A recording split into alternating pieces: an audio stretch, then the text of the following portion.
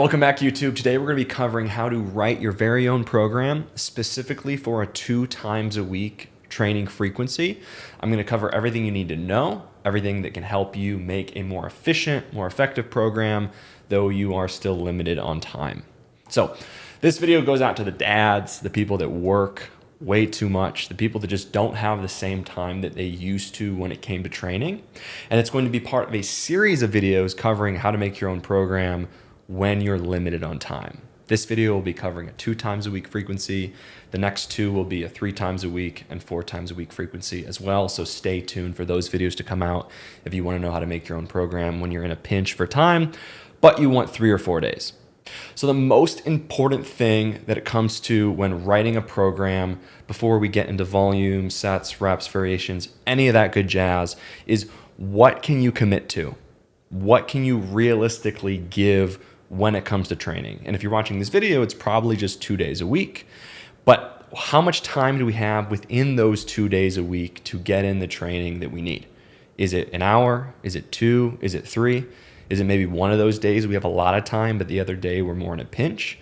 Based on what you can commit to, and that is not just once or twice a month, but every week for the time period that you're doing this training, what can you realistically do continuously? And based on that, that's how we want to write the program and determine the program that's best for us. That determines the volume, the accessories, the days, all of it. So take the time to figure that out and then use the rest of the information in this video. All right, so now that you've determined the amount of time that you can commit to working out, check the link in the description. I've provided 3 different template programs that I'm gonna be covering as I mention how to build the program, ranging from 2 SBD days down to just 1 bench, 1 squat, 1 bench, 1 deadlift, shorter session. So check that out. You can copy it, you can run it. It's pretty much what I lay out in this video, and it's gonna give you context for everything I'm talking about here. All right, so with those template programs, you need to first enter in your max squat, bench, and deadlift, and then that will auto-populate some of the percentage of your max back downs that I've already programmed in. I'm gonna cover how to adjust those as needed a little later in this video, but make sure you enter those weights in so you can actually run what's in the program. So starting with frequency, based on how much time you commit, you can have a higher frequency. If you have more time, lower frequency. If you have less time, you get the point. I would start with 2 bench days no matter what, whether you have a lot of time or a little. And then from there, if you have more time, you can do 2 squat days, 2 deadlift days. Or if you have less time, 1 squat, 1 deadlift, or 2 squat, 1 deadlift. Take your pick. But we're gonna be working in this 1 to 2 frequency for each lift. That's pretty straightforward with 2 days. There's not that many combinations you can do. Like I said, I've got 3 different combinations of template programs to look at. Moving on from frequency, the more simple side of the programming, we want to talk about daily structure. So like I said, if you have more time, we'll do an SBD session on day 1, typically with like heavy squat, heavy bench, heavy deadlift. And then that second session is going to be SBD as well with your lighter squat, bench, and deadlift sessions. Straightforward. But then the 2 different permutations of the split that I would run based on if you have less and less time, the second one would be still heavy squat, bench, deadlift, but then the second session would just be a squat day and a bench day. And you cut out the second deadlift day. Deadlift is the lift that out of the 3 can handle less frequency. And then the split after that, like I said, if you have even less time, we could just do squat and bench on one day and then deadlift and bench on the other day. So those are your daily structures that you can run with. Pick what makes sense based on the time you can commit. Moving on from there, we can talk about volume. This is gonna be a little more nuanced, and if you want a ton of nuance on this, I cover how to write your own program holistically on a video that's a few months back on my channel, so go check that out. But with a 2 times a week split, we're gonna be looking at 3 to 5 sets of bench on each bench day. We're gonna be looking at 3 to 4 sets of squat on each squat day, and then 3 to 4 sets of deadlift on each deadlift day. And the amount that you're gonna have is gonna be dependent on a few things. I'd say, as a rule, typically the more efficient you are as a lifter, the better leverage you have, sumo deadlifter versus conventional, or wide grip, high arch bench presser versus close grip, high range of motion bench presser, would determine how many sets you do. So if you're more efficient, less range of motion, you're probably going to be on that 5 sets of bench or 4 sets of squat and deadlift. If the movements, squat, bench, and deadlift, beat you up a little bit more and you can't handle as much, you could err on the lesser side with 3 to 4 sets of bench, 3 sets of squat, and even on your secondary day for deadlift, you could even get down to 2 sets. But that's going to be determined by what you need, and that takes some nuance and some discovering on your own. And then an additional point, depending on where you're at in the year, if you want more comp specificity and you want to peak the main lifts a bit more, you could be on that higher end of the set count. But if you're trying to focus more so on hypertrophy and the top end for these comp lifts isn't as important, you could lower the set count and focus more on just having greater accessory work after the SBD. Now that we've covered the amount of sets we're doing, we can cover the amount of reps we're going to be doing. So within this program, I have a top set back down approach. You don't have to do a top single and then straight set back downs. You could just do straight sets for the entirety of your workout, but for the sake of simplicity, I made it this way. So for top sets, I'm giving you singles on the heavy day in this program, and then anywhere from a triple to a set of 5 on the lighter squat, bench, and deadlift days. Now, determining what type of rep range you want on your top set is a loaded question. Like, to simplify it, do lower reps if you want to peak your strength more and see more where your top end is at, and do the higher reps if you want to build maybe more so capacity, or you're not focused on the top end as much and you just want to build that lift. Each has their purpose. There's a lot of overlap, but that's a general rule. As far as the back downs go, you can be anywhere from 3 all the way up to 8 reps. That is a huge spectrum. And similar to set counts, the more well leveraged you are, the less fatiguing the lift is, the more efficient you are, typically the more you can handle. So really efficient bencher, small range of motion, you could do up to 8 reps on your sets. And let's just say maybe deadlifts are really fatiguing for you. You pull conventional, they toast your back. Anytime you do 4, 5, 6 reps, it just tends to break down your technique and you feel worse. You could go all the way down to 3 reps on your deadlift back downs. But there's a big range. For the sake of trying to appeal to the average person and as many people possible in these templates that I made, I'm just doing 5 or 6 reps on back downs for bench, and then 4 to 6 reps for back downs on squat and deadlift. Fairly straightforward. If you want more nuance, I cover this even more in that video I mentioned about making your own program, but I'm trying to keep this as condensed as possible.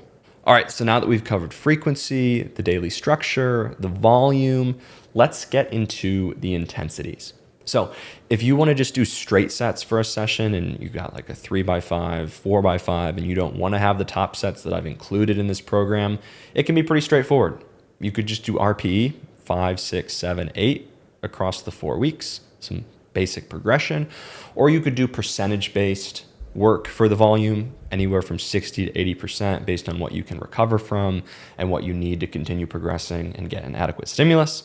That's pretty straightforward.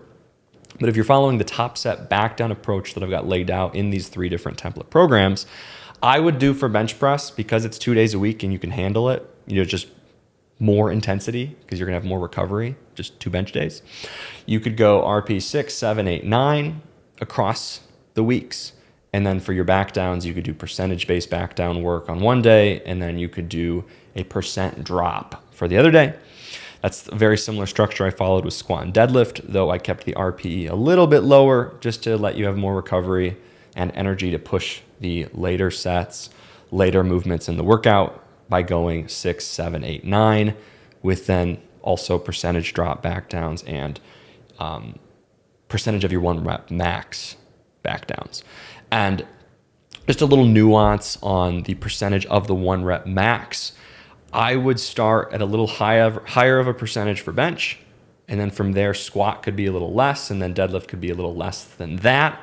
In this program, I have bench going from low 70s to up to 80%, and then for squat and deadlift, I have you peaking at like 75% and all the way down to like high 60s. There's a lot of nuance, and that's for another video, but that's for you to find out, okay, how much can I handle? How much can I recover from? Same with those percent drops.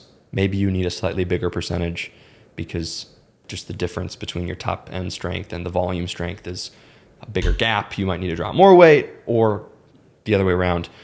Point being, that's for you to figure out. This video is more of just a general guide. Moving on, lastly, to the accessory work.